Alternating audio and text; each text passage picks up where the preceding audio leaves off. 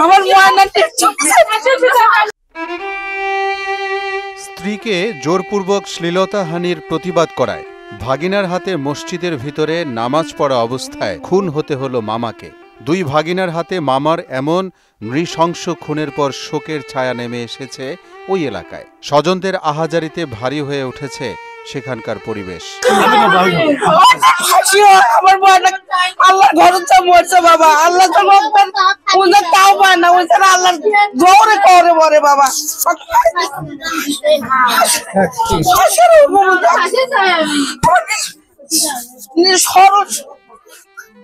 টাকা দিয়ে মারে লিয়েছে সাগর, ভাগ্নে হয়, আর হুকুম দিয়েছে মারছে হলো যে আরিফুলের সঙ্গে ওর বন্ধু বান্ধব ছিল।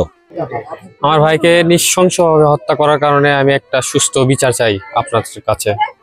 এই বিচারটা আপনারা আমার ভাইয়ের জন্য আপনারা করবেন। বগুড়া জেলার সদর উপজেলার এরুলিয়ার জিলারদারপাড়া এলাকায় শুক্রবার ফজর নামাজের সময় ঘটে এমন নির্মম ঘটনা। টয়লেট সেরে এসে দেখি মসজিদে বারান্দায় একজন যুবক তো রক্তাক্ত অবস্থায় পড়ে আছে। এই পড়ে থাকার পরে আমি দেখে মসজিদে মাইকে এলান দেয় যে মসজিদ কমিটির সদস্যরা আপনারা কোথায়, তাড়াতাড়ি আসুন, একজন যুবককে মেরে রক্তাক্ত করেছে। এ বলার পরে আমি ওযু করতে যাই এবং মুসল্লিরা তাকে কি করে না করে তা আমি আর বলতে পারি না। নিহতের বোন জানান, গ্রামের শব্দুল জিলাদারের ছেলে সিরাজুল ইসলামের স্ত্রীকে দীর্ঘদিন ধরে উত্ত্যক্ত করে আসছিল তারই জ্যাঠাতো বোনের ছেলে দুই ভাগিনা আরিফুল ও সাগর।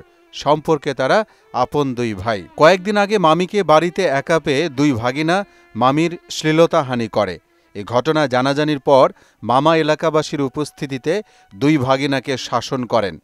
প্রতিশোধ নিতে পরদিন ফজরের নামাজ পড়তে মসজিদে গেলে সেখানেই মামাকে কুপিয়ে হত্যা করে দুই ভাগিনা।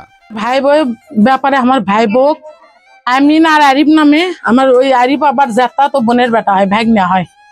তাই তরকারি সওয়ার ছল করে বাড়ির ডাকে লে যাও, বাড়ির মধ্যে কেউ নেই, বাড়ির ডাকে লে যায় আমিন আর আরিফ মুখ চাপে ধরে, মুখ বলে ব্যান বেলিছিল, মুখ ব্যান্ডে চাপে ধরে বলে ধর্ষণ করছে।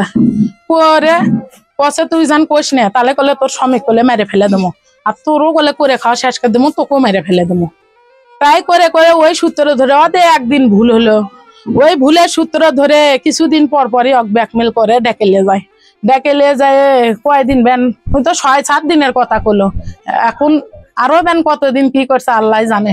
ডেকে নিয়ে যায় কুঙ্কে করে নির্যাতন করছে, করতে করতে এর মধ্যে আমার ভাই আমরা কেউই জানি না যে এর সাথে এলে ঘটনা হচ্ছে।